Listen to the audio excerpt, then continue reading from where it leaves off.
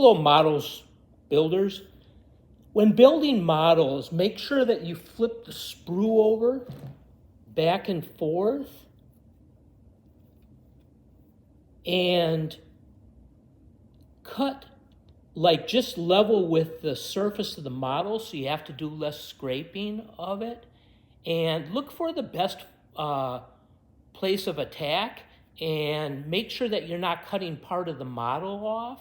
Usually it's at the end of a triangular prism, like think of a pyramid, the very top of it or whatever. And sometimes it's kind of a flattened out triangle. So that's what to look for as to being part of the sprue and not part of the model.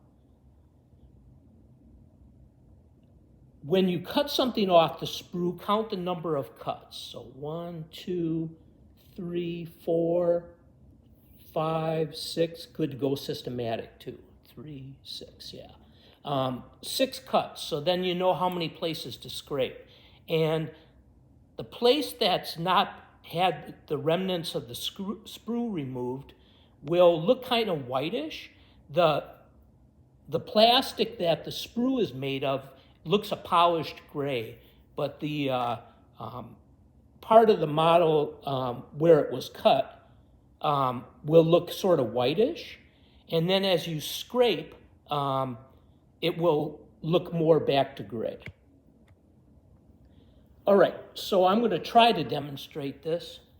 So using this little file, hopefully you can see the triangular part that I'm rotating. So I'm rotating with one hand the model very slightly as I'm scraping with the other. And that way you get it from the whole rounded surface, and it should look very gray and not very white when you do that.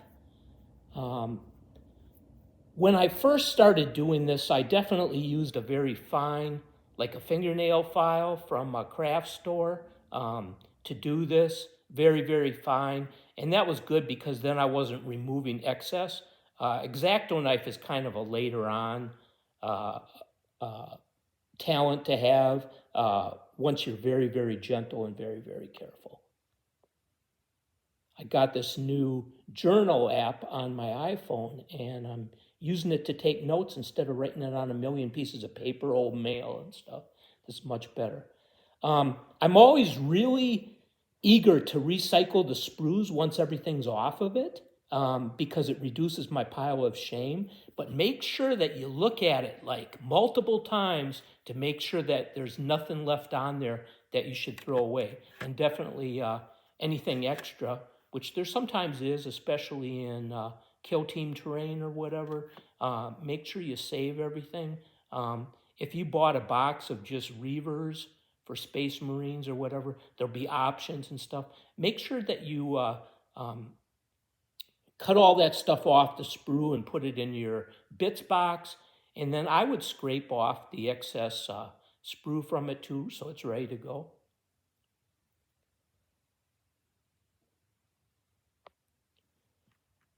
Take the time to study the anatomy. So I kind of took the time to study the anatomy of a termagant or whatever this is. Basically, I studied the anatomy of tyranids to make sure that you're assembling it right. Fortunately, if you assemble it wrong and you glue it on there, it's easy if it's just snap fit. You can just pull it back off and put it on right. But if it's been glued on wrong, fortunately, it'll usually fall off anyways.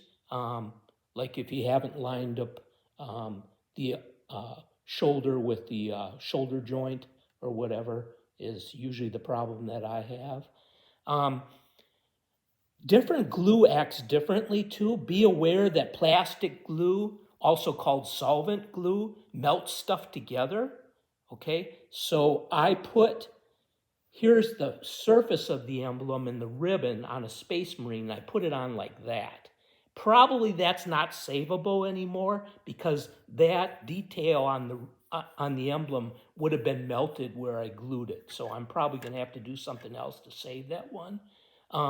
Super glue is kind of different. It forms like, especially if you use activator, which I recommend, kind of a crystalline stuff.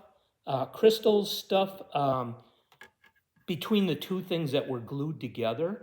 And it's probably more removable and more savable of the detail if you mess up on that. So I use super glue when I'm gluing anything that's 3D printed, like this rock from Gamer's Grass.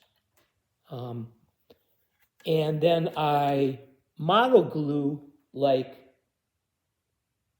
anything that I want to glue that's plastic to other plastic. Like I believe that these things are plastic, so you can use model glue as long as you're gluing something plastic. Like I glued this piece of terrain on to this termagant from the Chelnath terrain kill team set, and it stuck real well, right?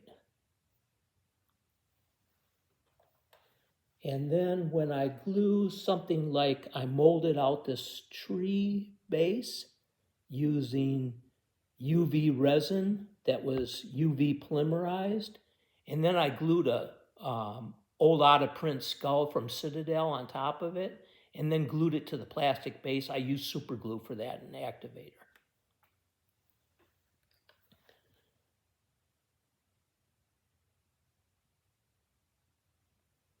All right, so how did I mess up today?